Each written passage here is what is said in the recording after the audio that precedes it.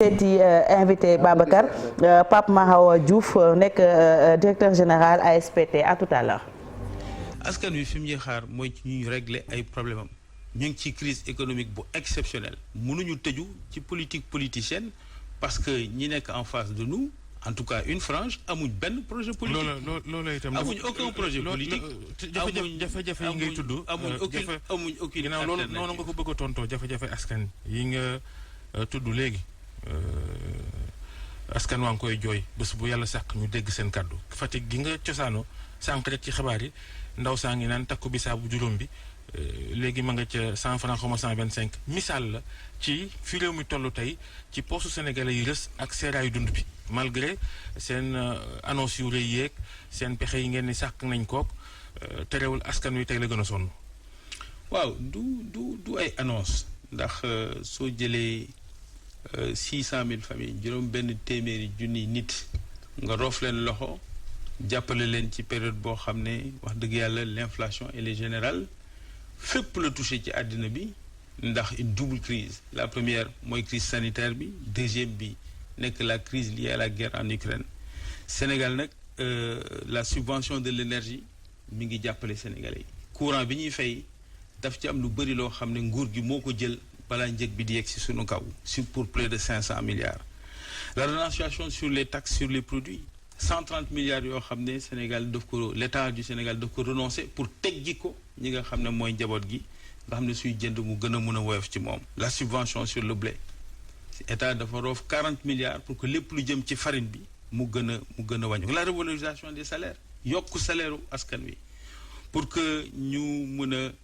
gën a taxaw nga xam ne salaire u enseignant yi ak salaire fonction publique daanaka surtout enseignant depuis 1960 quasiment kenn roof leen loolu yëpp ay mesures la yu ñuy jël pour accompagner mesures yi nga xamante ne difficilement lay amati impact yi nga xamante ne ñoom la ñu revaloriser seen salaire ndax boo yokkee la ngay dundee aussi yokku daanaka waaw problème la mbir mi moom il faut que ñu wax sénégalais yi li nekk avec précision mooy y a une crise économique mondiale bu touché beaucoup de régions ñun on est touché comme d'autres.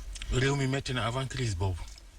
non je pense que il y a quand même 2019 c'est une étape 2020 la crise de la Covid-19 c'est une étape importante Babacar crise de la Covid-19 on est resté 1 an et demi avec une activité ralentie avec des chaînes de valeur logistique internationales perturbées nga yokk ci encore cette guerre.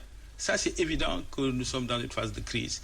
La perspective économique du Sénégal nekkoon de 2012 à 2019 jusqu'à 2020 avec les périodes de crise, elle est incontestée et incontestable.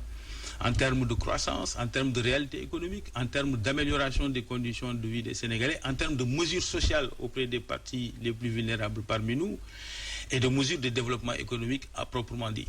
Mais crise bi ñu dund, c'est une crise et qui demande d'ailleurs yéen moom yëgu leen ko ginnaaw mën ngeen a denc ay 890 millions seen nekk seen kër yëgu leen méttitu askan wi am déet. moi j'aurais loolu du laaj commentaire la. ah mais waaw. waaw ba tey loola nu mu mënee nekk.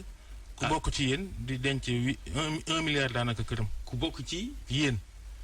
di denc. xaalis bu ndol waaye dégg nga laaj bi waaye saa waay yow tamit. loolu nga may laaj de man aw ma tontu bi wax dëgg yàlla. waaw kon baax na aw ma tontu bi de. jërëjëf Pape Mahawa Diouf jërëjëf Georges. ñu ngi ziar mbokk yëpp ñu yendu ak jàmm. En cette période de chaleur et de grande chaleur d'ailleurs, TDK vous donne la solution pour garder le sourire et sentir bon toute la journée avec sa large gamme de Like. Vous avez le choix entre Like pur qui incarne la classe, Like Candy, la joie de vivre, Like